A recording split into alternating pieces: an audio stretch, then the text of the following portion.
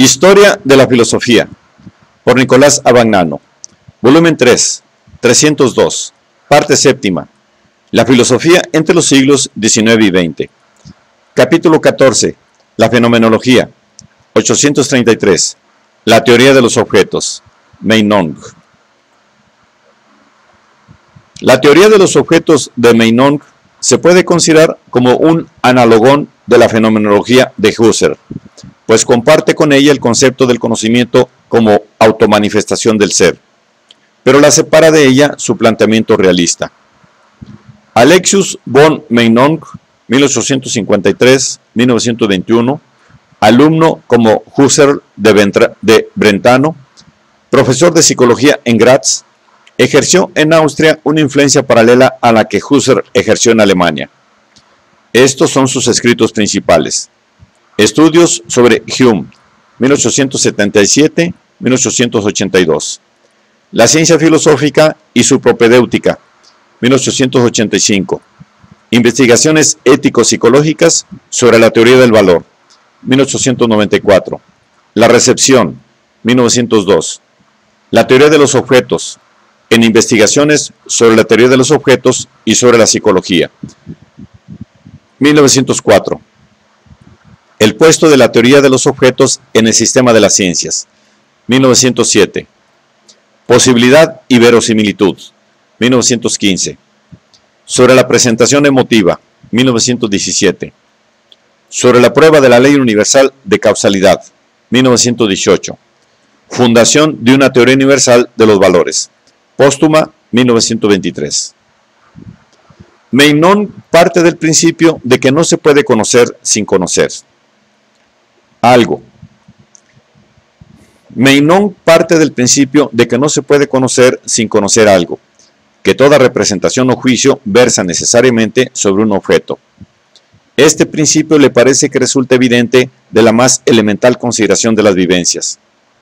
Puesto que todo acto de conocimiento se refiere a un objeto, y puesto que un acto de conocimiento está implícito, como ya sostenía Brentano, aún en los actos no cognoscitivos, deseo, sentimiento, voluntad, etc., surge la necesidad de una ciencia que considere los objetos en cuanto a objetos, o sea, que tenga como finalidad propia la consideración de la totalidad de los objetos. Esta ciencia no es la metafísica, en el sentido tradicional de la palabra, ya que la metafísica tiene, sin duda, por objeto, la totalidad de los objetos existentes. Pero los objetos existentes son únicamente una pequeña parte de los objetos de conocimiento. Hay, por ejemplo, los objetos ideales, que subsisten de alguna manera, pero no existen, y por esto no pueden ser considerados como reales. Semejanza y distinción son, por ejemplo, objetos de esta especie.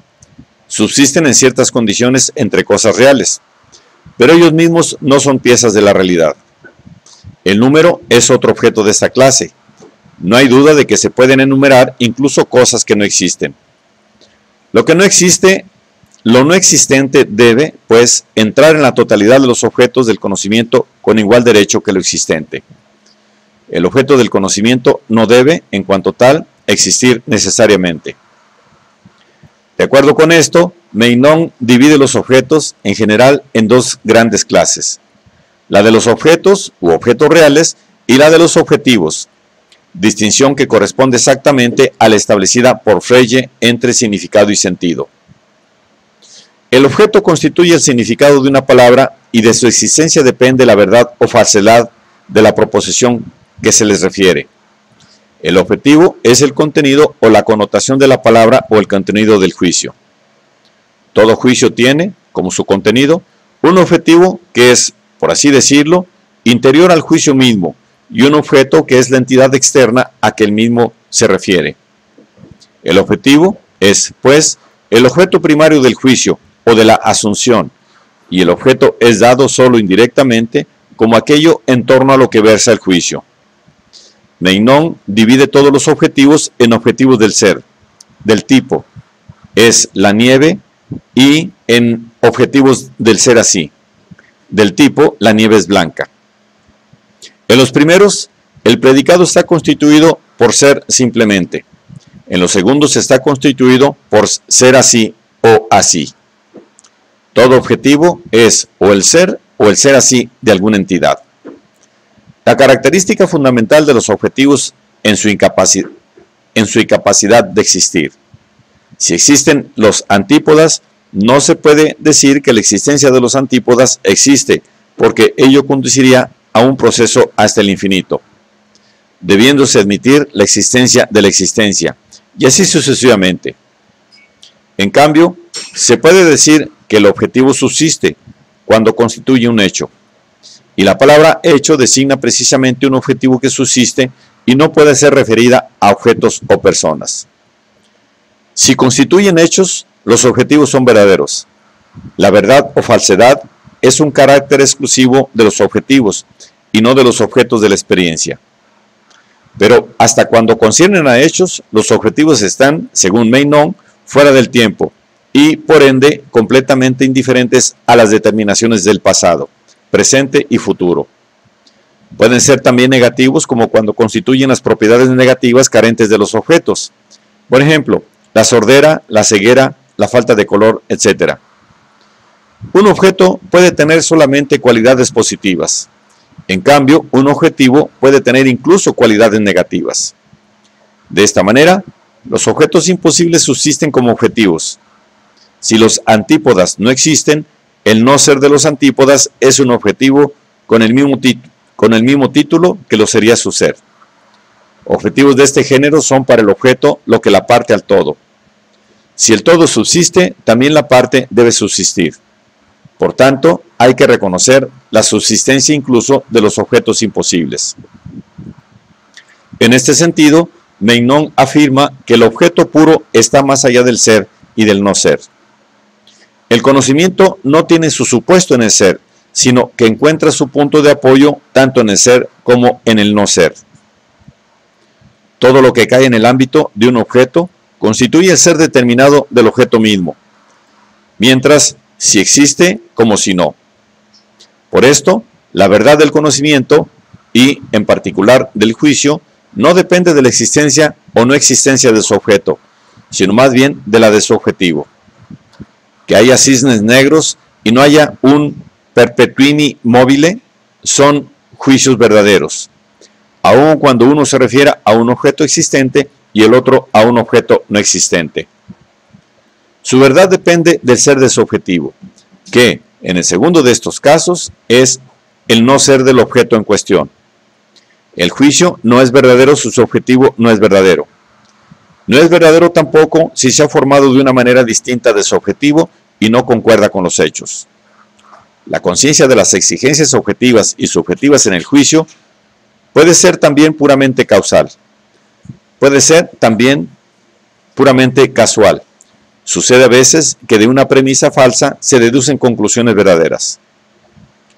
Si es erróneo que todo conocimiento tenga que referirse a objetos existentes, es no obstante verdadero, según Meinong, que todo conocimiento tiene que ver en último análisis con algo existente, con los hechos, sin los cuales no puede valer como conocimiento.